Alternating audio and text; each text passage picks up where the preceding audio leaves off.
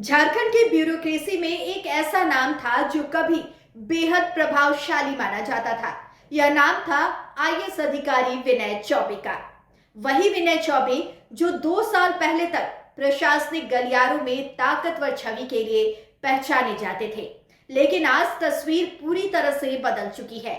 एक के बाद एक भ्रष्टाचार के मामलों ने उनकी छवि को तार तार कर दिया है।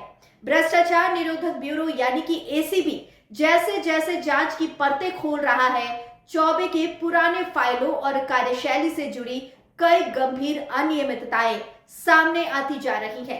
इतना ही नहीं, एसीबी की जांच का दायरा सिर्फ विनय चौबे तक ही नहीं सीमित रहा, बल्कि उनसे जुड़े और भी कई लोगों की भूमिका अब उजागर हो रही है। हजारीबाग जिले की बात है। यहाँ की एक जमीन जो कि गैर मजरूआ खास किस्म जंगल प्रकृति की जमीन थी। यह वही श्रेणी है जिसे डीम्ड वन यानी कि संरक्षित वन क्षेत्र माना जाता है। सुप्रीम कोर्ट और हाई कोर्ट ने भी इस जमीन को संरक्षित रखने के आदेश दिए हुए थे, लेकिन जांच में जो सामने आया उसने सबको चौंका दिया। एसीबी की रिपोर्ट बताती है कि यह जमीन अवैध तरीके से नेक्स्ट जेन के मालिक विनय कुमार सिंह और उनकी पत्नी स्निग्धा सिंह के नाम पर दाखिल खारिज कर दी गई। यह सब तब हुआ जब विनय चौबे हजारीबाग के डीसी थे। करोड़ों की इस सरकारी जमीन को बेचने बांटने के खेल में विनय चौबे की भूमिका को लेकर सवाल खड़े हो गए। जांच में पाया गया कि इस जमीन के हस्तांतरण में नेक्स्ट जेन ऑटोमोबाइल के मालिक विनय सिंह को कथित लाभ पहुंचाया गया। नतीजा यह हुआ कि एसीबी ने विनय सिंह को गिरफ्तार किया और तत्कालीन डीसी विनय चौबे के खिलाफ एक और एफआईआर दर्ज कर दी। यही नहीं, चौबे पर दूसरा बड़ा आरोप हजारीबाग की खास महल जमीन से जुड़ा है।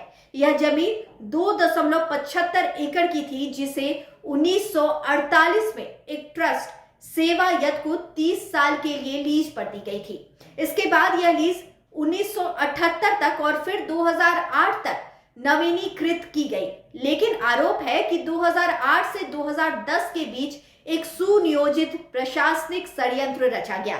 इस षड्यंत्र में ट्रस्ट की इस जमीन को अचानक सरकारी भूमि बता दिया गया और फिर 23 निजी व्यक्तियों को अवैध तरीके से आवंटित कर दिया गया।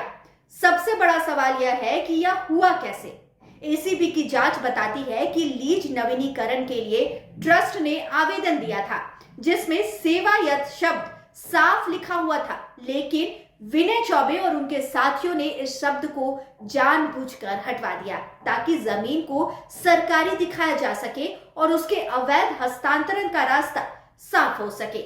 इस मामले में भी विनय चौबे समेत अन्य अधिकारियों के खिलाफ मामला दर्ज किया गया है। जमीन के इन मामलों से अलग विनय चौबे का नाम शराब घोटाले में भी सामने आया। यह वही मामला है जिसमें उन्हें 20 मई को एसीबी ने गिरफ्तार भी किया था। आरोप है कि उन्होंने शराब बिक्री के लिए एजेंसियों के चयन में नियमों का पालन नहीं किया। अपने पद का दुरुपयोग करते हुए प्लेसमेंट एजेंसियों का चयन किया गया और इसमें बड़े पैमाने पर धांधली हुई। सरकार के अनुसार इस घोटाले से राज्य के खजाने को 38 करोड़ रुपए का नुकसान हुआ। हालांकि इस केस में चौबे को फिलहाल जमानत मिल चुकी है, लेकिन आरोप गंभीर हैं और उनकी साख पर गहरा दाग छोड़ चुके हैं। विनय चौबे की कहानी एक ऐसा उदाहरण है जो बताती है कि सत्ता और ताकत के शिखर पर बैठे लोग भी जब नियम कानून से खिलवाड़ करते हैं तो अंततः गिरावट तय होती है। 2 साल पहले तक जहां वे झारखंड के सबसे प्रभावशाली अफसरों में गिने जाते थे, वहीं आज उनके खिलाफ एक के बाद एक केस दर्ज हो रहे हैं। कभी प्रशासनिक ताकत का दूसरा नाम माने जाने वाले विनय चौबे का नाम अब एसीबी की केस फाइलों में दर्ज है। लाइव लगातार के वीडियो को लाइक करें, सब्सक्राइब करें और बेल आइकन को दबाना न भूलें।